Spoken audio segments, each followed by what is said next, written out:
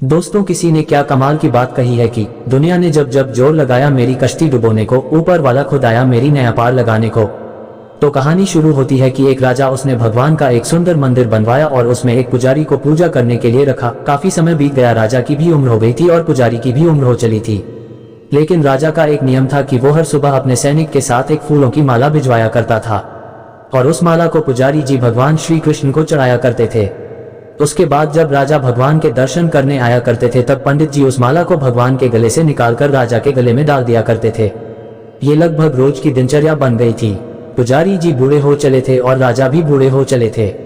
एक दिन राजा की तबीयत खराब हो जाती है, तो राजा ने माला सिपाही के हाथ भिजवाते हुए सिपाही से कहा कि पंडित जी कहना कि आज हमारी तबीयत ठीक नहीं है, तो आज हम आ नहीं पाएंगे, तो आज हमारा इंतजार न करें।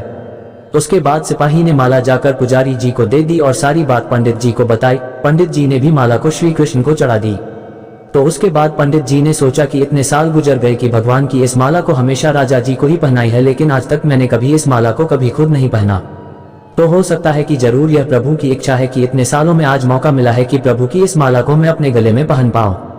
तो ये तो परंपरा ही थी कि प्रभु की वह माला तो निकलती ही थी, तो इस बार पंडित जी ने वह माला अपने गले में डाल ली।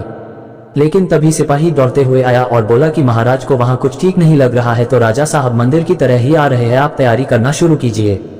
राजा को लगा कि इतने सालों से बनी हुई परंपरा कहीं टूट न जाए, इसीलिए वह मंदिर की ओर आने लगे। जैसे ही पंडित जी ने ये सुना, उन्होंने तुरंत माला गले से निकल और भगवान को पहना दी। घबराहट में पंडित जी समझ नहीं पाए कि उन्होंने क्या गलती कर दी है। पंडित जी को लगा कि अगर राजा को पता चला तो वह उसे दंड दे देंगे। अब राजा आए तो रोज की तरह पंडित जी ने माला भगवान के गले से उतारी और राजा को पहना दी। लेकिन राजा की नजर माला पर पड़ी, उसमें एक सफेद बाल था। राजा को बात समझ आ गई कि यह सफेद बाल पुजारी का है। राजा ने पुजारी से पूछा कि क्या इस माला को आपने पहना था? ये सफेद बाल कहाँ से आया? तो पंडित जी डर गए और डर के मारे बोल दिया कि यह सफेद बाल तो श्री कृष्ण का है, भगवान का है। राजा को गुस्सा आ गया कि एक तो पंडित छल कर रहे हैं और ऊपर से झूठ बोल रहे हैं। राजा ने थोड़ा गुस्से में आकर पूछा कि कृष्ण जी के कब से सफेद बाल हो गए? ठीक है, कोई नहीं, मैं कल श्रृंगार के समय आऊंगा, तब देखूंगा कि श्री कृष्ण के बाल सफेद हैं या नहीं। और याद रखना पंडित, अगर बाल काले निकले, सफेद नहीं निकले, तो कल के कल आपको इस छल के लिए मृत्युदंड दिया जाएगा। और राजा गुस्से में तमतमाते हुए वहां से चले गए। और इधर पंडित जी को अपनी मृत्यु नजर आने लगी थी। वो श्री कृष्ण के आगे दंडवत कर लेट गए और बोले कि प्रभु मुझे क्षमा कर दीजिए, मैं लोभ में आ गया था, मुझे लगा यह माला मुझे भी पहननी चाहिए, मुझे बचा लीजिए प्रभु, नहीं तो कल राजा के हाथों मेरी मौत निश्चित है। पंडित पूरी रात भगवान से विनती करते रहे, रोते रहे, प्रार्थना करते रहे कि प्रभु मुझे बचा लीजिए। अगली सुबह राजा श्रृंगार के समय पहुंचा और पहुंचने के बाद राजा ने पंडित से कहा कि पंडित जी मुकुट उतारिए, मुझे भगवान जी के बाल देखने हैं। पंडित जी ने डरते डरते मुकुट उतरा और जैसे ही मुकुट उतरा राजा चौंक गया। श्री कृष्ण की मूर्ति के बाल सफेद थे, लेकिन राजा को लगा कहीं ऐसा तो नहीं कि पुजारी फिर कोई छल कर रहा है, कहीं इसने अपने जान बचाने के लिए बाल रंगवा तो नहीं दिए। तो बाल की जांच करने के लिए वो बाल तोड़ने लगे और जैसे ही राजा ने बाल तोड़े, मूर्ति में से खून बहने लगा।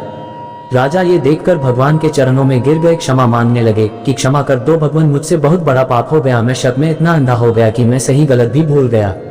तभी मूर्ति में से आवाज आई कि राजा, तुमने मुझे सिर्फ मूर्ति माना, इसीलिए मैं आज से तुम्हारे लिए सिर्फ मूर्ति हूँ। लेकिन इस पुजारी ने मुझमें साक्षात भगवान देखा, इसीलिए उसकी जान बचाने के लिए मुझे अपने बालों को सफेद करना पड़ा, खून की धारा बहनी पड़ी ताकि तुम्हें समझा पाऊं। और उसके बाद राजा को अपनी गलती पर पछतावा हुआ, लेकिन अब कुछ नहीं हो सकता था। इसीलिए तो कहते हैं कि अगर मानो तो पत्थर में भी भगवान है, नहीं तो साक्षात आपके सामने भगवान आ भी जाए तब भी आप उनसे उनकी सत्यता मांगेंगे। अगर आप सच में भगवान को देखना चाहते हैं तो आपके सिर्फ भाव होने चाहिए। ऊपर वाले पर बिना किसी शर्त के विश्वास रखो और अपने कर्म को निरंतर करते रहो, ऊपर वाला आपको उसका फल अवश्य देगा। तो उम्मीद है आपको ये कहानी पसंद आई होगी। तो आपको क्या लगता है जो राजा ने किया, क्या वह सही था? क्या एक राजा होने के नाते उसके पास सत्य की पहचान करने का कोई और रास्ता भी था? हमें कमेंट करके जरूर बताइएगा। धन्यवाद।